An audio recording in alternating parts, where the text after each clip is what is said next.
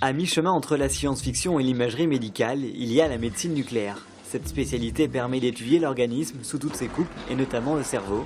Jusqu'à présent, les images effectuées du cerveau restaient sommaires. Les anciennes modalités de scintigraphie permettaient d'essayer d'aider le neurologue en apportant des éléments un petit peu grossiers quant au fonctionnement global du cerveau, aidant à la caractérisation de certaines maladies, comme par exemple la maladie d'Alzheimer. Des évolutions ont permis d'avoir un certain nombre de traceurs beaucoup plus spécifiques, comme Philippe va nous le montrer, qui permettent cette fois-ci non pas de s'intéresser aux démences, mais à la maladie de Parkinson. Et depuis 5 mois, ces avancées sont complétées d'un nouveau procédé, encore plus précis, alliant le tomographe par émission de positons, installé depuis juillet 2012 à Brest, et de nouveaux traceurs spécifiques. Le principe reste le même. Jusqu'à présent, on injecte au patient un produit qui va venir un petit peu évaluer le fonctionnement des neurones, mais avec une résolution et une qualité de l'image beaucoup plus fine, permettant de mettre en évidence des anomalies qui sont beaucoup plus précoces, et donc d'essayer d'améliorer